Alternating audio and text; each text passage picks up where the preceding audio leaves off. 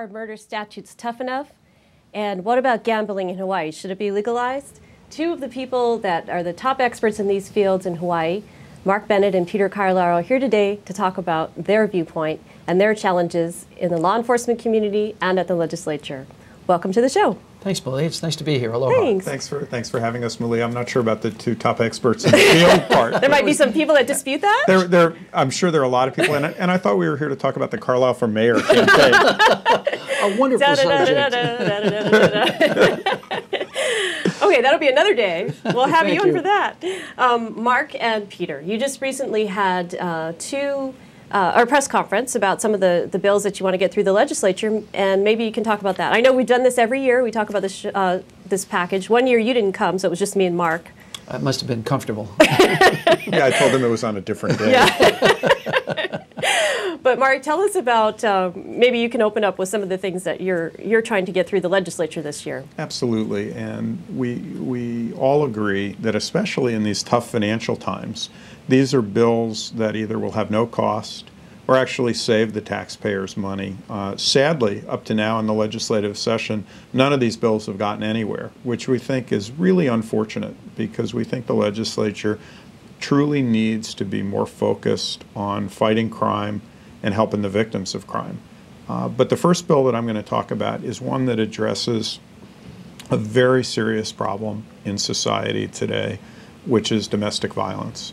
I mean, sadly, you can pick up the newspaper almost every week, certainly every month, and read about some horribly violent incident, usually involving a woman who's seriously assaulted or worse, murdered by someone she's in a relationship with, was in a relationship with, and all too often had gotten a restraining order.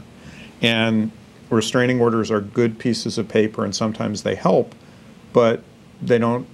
Holding up a restraining order doesn't stop somebody from coming after you and killing you.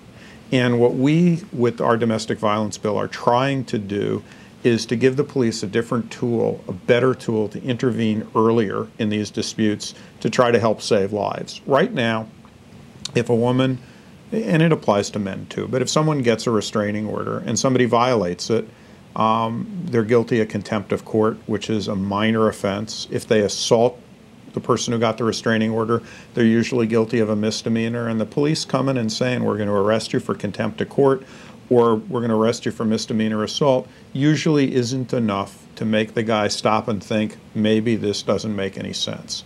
What our bill says is, if you violate a restraining order and threaten somebody, if you violate a restraining order and assault someone, if that would be a misdemeanor, except for the restraining order, if you're subject to the restraining order, now it's a felony. You can be arrested for a felony, you can go to jail for up to 5 years. The purpose of the bill isn't simply to send more people to jail. It's to allow police to be able to say, buddy, I've told you to stay away, or there's a restraining order ordering you to stay away. If you assault or threaten this woman, you're going to get arrested for a felony. And if they do come and assault or threaten them, they will get arrested for a felony. They actually will spend some time in jail, and maybe that'll be enough of a cooling off period that they won't end up seriously assaulting the woman, killing the woman. Maybe it'll save a few lives. We hope that it will, maybe even more than a few lives. But as Peter and I have both said about this bill, this very important bill, if this bill saves one woman from being seriously assaulted or murdered, it is more than worth it, and law enforcement is unanimous. The prosecutors and the police all believe that this bill, which after all only comes into effect if somebody commits a crime after they've already been the subject of a restraining order, will help protect women and will help fight domestic violence. It almost passed a few years ago. We can't understand why it's not getting hearings this year, and I have meetings set to discuss it. To me, this is my #1 priority in the legislature, fighting domestic violence this year, and I hope this bill gets hearings. Well, we often see legislators doing a silent march with candles, and they all come out and they hold their candle.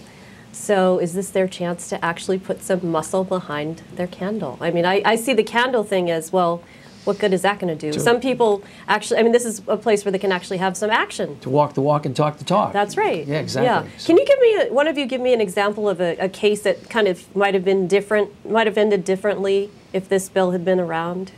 There were a couple that we were looking at one point, and the ones that come to mind are the ones where nothing came out well at the ultimate conclusion of it, but would have given you at least something that you could have enhanced a sentence on. Right. So I mean, it's hard to tell what would have changed. Yeah, you can't tell what the dynamics would have been, right. but it's very clear that there are people who have survived attacks, and this would give you the opportunity to really sort of put the hammer down on the person who committed it. So it happens a number of times. Sometimes it's the hostage-taking situations where they ultimately end up not pursuing or they giving up the before and surrendering before somebody's hurt. But that would give you the chance to enhance a sentence. So all of that stuff is good. The one that we bring up as an example of a restraining order case is the one where the guy bashed the girl to death in Kaneohe. With the shotgun? With the shotgun. And there was a restraining order in that case. And perhaps if that had been, if he had known immediately that that was something that he could have used and used earlier against him, that might have saved the woman's life. Yeah, I think that the fact that somebody faces a felony, if they are ready to go kill somebody, the fact that they're facing a felony isn't necessarily and probably isn't going to stop them. But I believe that in a lot of these cases, the guy doesn't go confront the woman with the intent before he goes to kill her. I think that there's a lot of anger. There's obviously an intent to be violent, and sometimes these things escalate. And in some of these cases, despite the violence that's inherent in those situations, the person, if he knows, if I do anything, it's going to be a felony, and I'm on probation, I'm on parole, I'm willing to risk the misdemeanor, but since I know it's automatically going to be a felony, maybe he'll stay away. Maybe the police will be able to keep him away. And in addition to the case that Peter mentions, I think we all remember a case a couple of years ago on the Big Island with somebody chasing a woman when there was a restraining order. We just see these all the time. This isn't a panacea. This isn't going to stop everybody who commits domestic violence. But if it stops a couple, or if it puts somebody in jail for long enough so that they're not going to go seriously assault or kill somebody who's gotten a restraining order, it's more than worth it. There's no economic cost. And I think your point is a really good one, Malia. Raising awareness is important. Silent marches are important. Candles are important. But what it's really about is saving women's lives. And we think this bill will do that. Good. Okay. We'll hope lawmakers hear you. Peter, what is another bill that you're trying to get through out of the five? One of the things that you would think would be an automatic this year, because everybody's concerned about the issue of the economy and expenses, and we still are having police officers and civilian witnesses dragged down to court simply because new laws have been passed to replace old laws. So we did something years ago called information charging. It took 6 years to get through, and what it does is it allows a judge to review a stack of papers. You just look at papers, and what they do is they decide whether or not there's probable cause to have a trial. When you do that, the victim doesn't have to come in. When you do that, the police officers don't have to come in. When you do that, some of the times the medical examiners and doctors don't have to come in. So all of that is good and healthy for the right types of cases, but what they gave us was a shopping list. And sometimes they invent new offenses. And when the new offenses are invented, they don't get on the list. So all we're asking this year is to put a number of offenses on the list. One of them is unlawful possession of confidential personal information, which always goes hand in hand with a forgery case. Because of that, we now have to bring in civilians to sit there and say, oh, I didn't give anybody permission to steal my checkbook and forge my name. We have to have police officers come down and testify. And that happens with some regularity, and it's always piggybacked with other cases that you usually used to be able to do this other information charging system with. Same thing's true for unlawful entry into a dwelling. And then there's a meth trafficking that's of a new degree. All of those things are dragging people down to the courthouse. It's costing the courts money.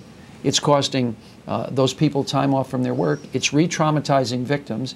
It's keeping police officers from doing what we want them to do and getting them overtime and sitting on a bench in a courthouse when they could be doing their work. So there is no downside to doing this immediately, and so far it's going absolutely nowhere.